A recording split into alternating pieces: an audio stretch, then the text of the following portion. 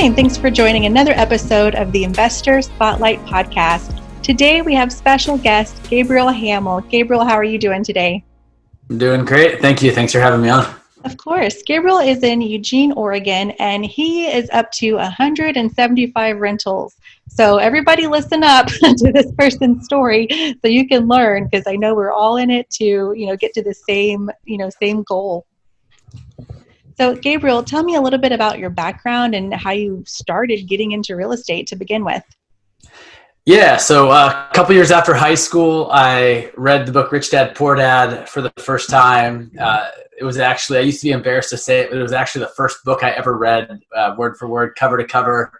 Prior to that, I didn't think I was really interested in education. But once I read that book, I realized it was just, I hadn't found something I was interested in learning. And so, that book's really not a how-to, but it's just more of a mindset around, finances and financial freedom and self-education.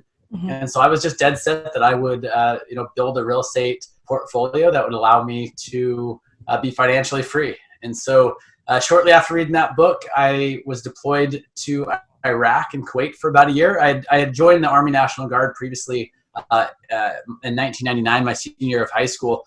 And so I got deployed, often thought about the lessons I learned in that book, and I was just dead set to come back and start buying investment property. So 2005, I went to the bank, and the bank gave me a no money down loan. This was during the subprime. Those were nice times. They're interesting times, and you always hear the bad stories of people overbuying and over leveraging and then defaulting on their loans.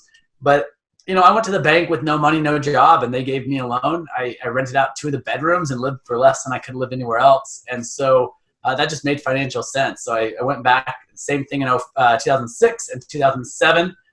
So 2 no money down deals, 1 5% down deal. And I thought this was easy. This was easier than what the books say.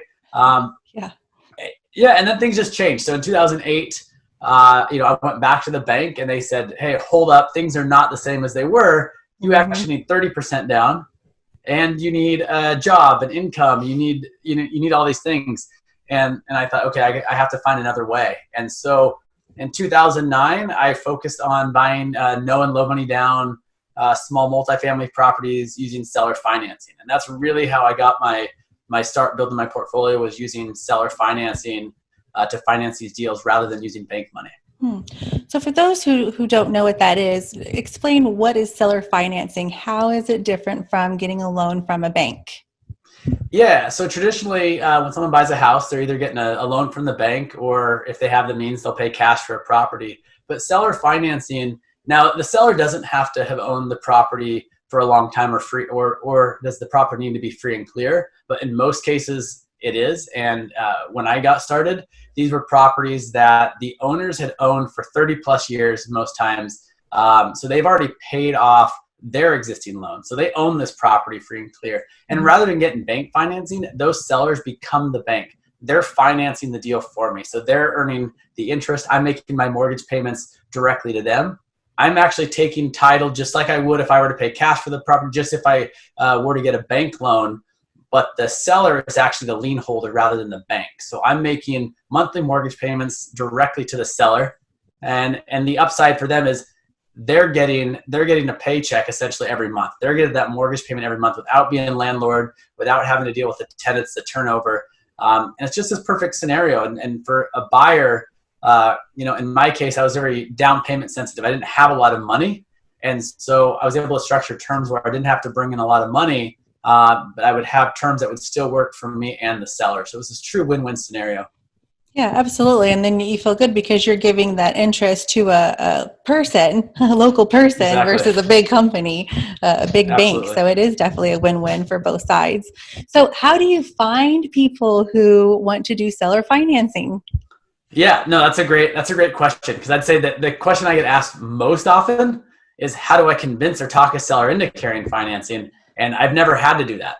And so it's just like you asked, how do I find these sellers? And so early on, it was a lot of Craigslist. I was literally just searching keywords like seller financing, owner terms, seller carry, just kind of all these keywords until I found sellers that wanted to carry financing. And so now a lot of it's relationships with agents and brokers and also just letting people know what I'm looking for and finding sellers that want to carry financing. So early on, after doing a few deals, I did think also, hey, I need to go let all these sellers know what the advantages are of carrying financing, because I was excited as a buyer being able to come in with flexible terms. You go to the bank and they tell you, here's the down payment, here's the interest rate, these are the terms. Take it or leave it. Take it or leave it. Yeah. With seller financing, it's really as creative as you and the seller can get. And so early on, I'm walking away from these deals super excited from the great terms, but the sellers are also thanking me for buying the house. They're excited. And so reflecting back after doing a couple deals, I realized the sellers that have done this, they already wanted to carry financing. I wasn't talking them into, I wasn't explaining anything new to them. I was just having a conversation about, hey, what terms will work for you, and can we structure it in a way that works for both of us? And so it just comes down to building relationships, telling people what you're looking for, and getting in front of enough sellers that want to carry financing. So early on, it was Craigslist, and now it's just a lot of relationship based. And as I've moved into larger multifamily, I find there are a lot of sellers that want to carry financing because they understand the advantage of it. And in these cases, the sellers that carry financing, they're investors themselves. So that demographic is typically men and women in their 60s and 70s. They've owned the property for a lot of years. That generation typically manages the property on their own. So they are amazing people that just aren't great at managing property. They're burnt out, they're tired, they have another job or another business they're running, and they just don't want to deal with the headache of managing the property anymore. And that also creates this value out of properties that are poorly managed, under rented, some deferred maintenance. So you're taking their headache away, and then you're getting the upside potential of that property. Yeah, that's wonderful. It's definitely a win-win. So it sounds like, through Craigslist was interesting, but really a lot of networking is how you found people. And is it networking like online or in person or both? I know there's a lot of real estate communities out there. Sure. Yeah. I can't stress just the importance of just true organic relationships, and just telling people, kind of being a loudmouth about what you're looking for, in a respectful way. Early on, there was a specific neighborhood and, small multifamily is what I was looking for. And so I would tell people, I'm looking for small multifamily properties in this neighborhood. And the more conversations I had about that, it just led to potential deals and potential sellers. And if you don't tell people what you're looking for, they're not gonna assume that you're looking for a deal. They can't just look at you and say, "Oh, he looks like he wants some seller financing today." It doesn't happen. What do they say? That would be nice though. A closed mouth doesn't get fed, or something like that. Exactly. And that's good. Get out of your comfort zone and tell everybody what you're looking for. That's right. They might be looking for you. Yeah, no, it's exactly right. And I knew nobody in the real estate business. I knew nobody with money starting out. And so, but as I started kind of putting those things out there, it was amazing how many conversations I would start to have around it. And I'm seeing that with other people who I've helped and mentored and such, who have gone out there and they're going, oh my gosh, I had no idea this person I've known for years, they own rental properties. Or, this person, I had a conversation with a neighbor, and it's because they're thinking about it. It's on the forefront of their thought, and they start talking about it, and they realize there is opportunity. You just have to let people know. Absolutely. And so one thing that I think a lot of people think of when they think of the seller financing is like the risk, the contracts. So what does the contract piece look like? Do you bring in an attorney to do the contract? Do you all just make one on your own? Like, what does that look like? We write it on a napkin. No. So the negotiation part of it, a lot of times is very informal, because a lot of times with these seller financing deals, not all of them, but a majority of them are off-market deals. It's sellers that don't necessarily want to bring an agent in. They're investors themselves, so they're not looking to necessarily market the property on the retail side. And so most of the time, the negotiation themselves are very informal. It's like, hey, what are you looking for? Can we make this work? And it's verbal, or it's back and forth through email.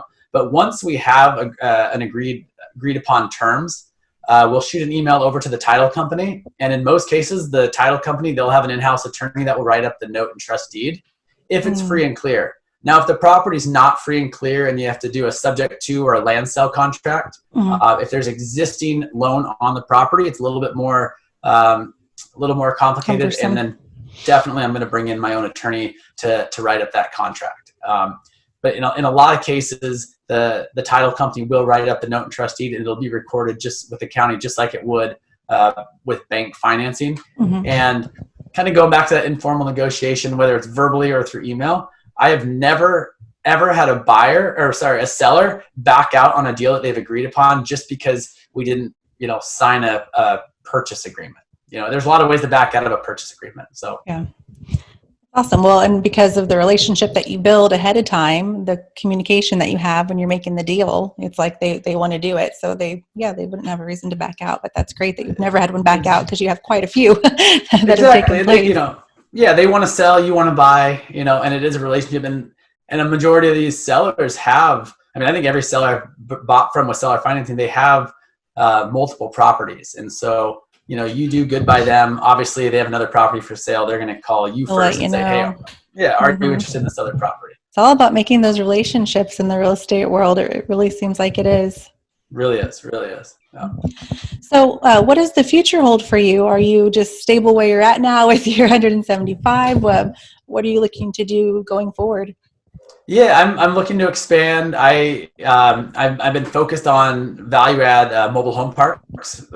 Recently, I think there's a lot of opportunity there for sellers that want to get out. A lot of the sellers in the mobile home park space, they already understand and know seller financing. There's some bank financing available for mobile home parks, but there used to not be really at all. And so these sellers, in a lot of cases, have purchased the properties previously with seller financing. A lot of these sellers are older and want to get out of the properties, so they're very comfortable and knowledgeable of seller financing. And so there's some opportunity there. So that's my focus, and I will keep buying as long as I have fun doing it. I enjoy it. I enjoy the process.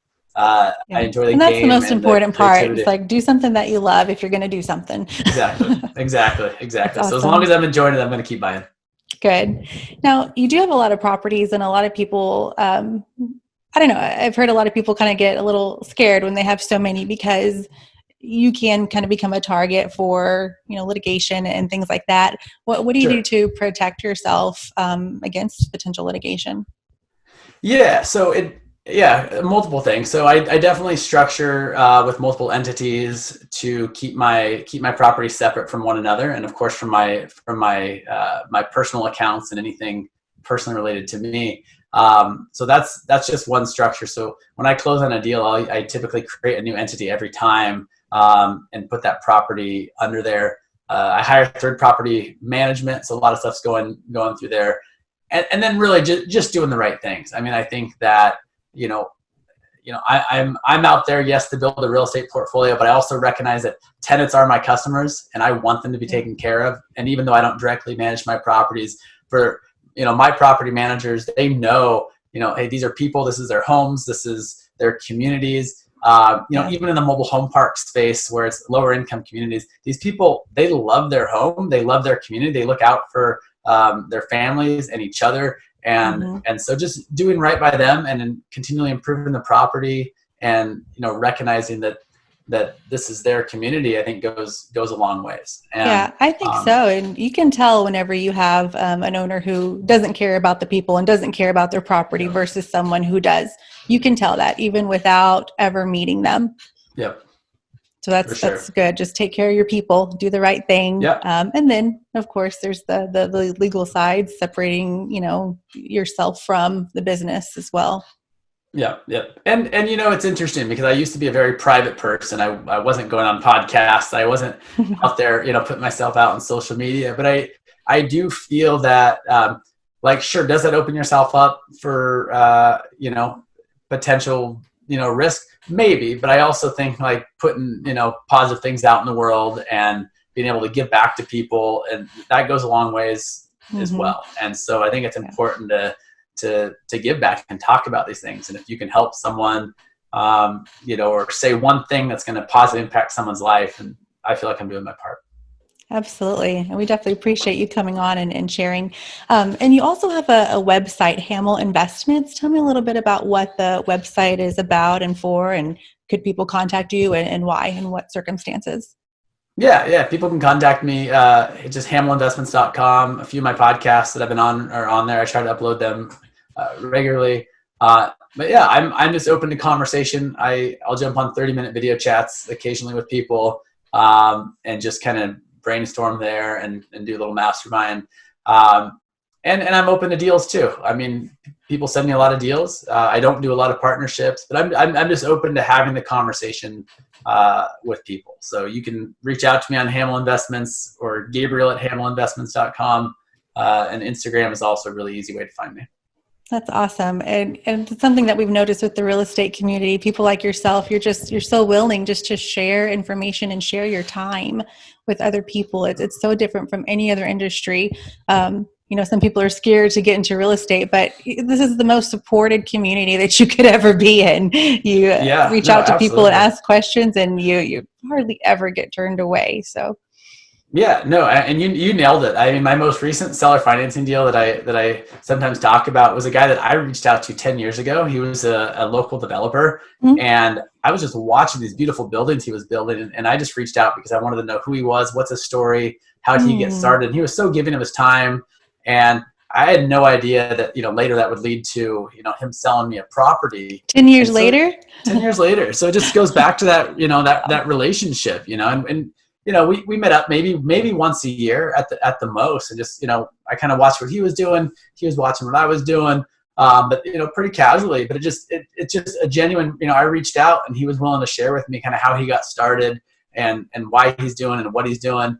And it's exciting for me now too when people reach out and they tell me hey, I'm getting started in real estate, and they update me about their first deal or the first seller financing deal they've done. Like, that's exciting for me. I get excited when other people get to watch their progress. Get to watch their progress. I love updates of people saying, hey, I just started, and a couple months later they close on a property. It's exciting. That's awesome. Rewarding. Yeah, it is rewarding because you're spending your time and giving your knowledge, and you get to see, yes, it's worth something. It's making a difference in people's lives. That's huge. Making a difference in people's lives.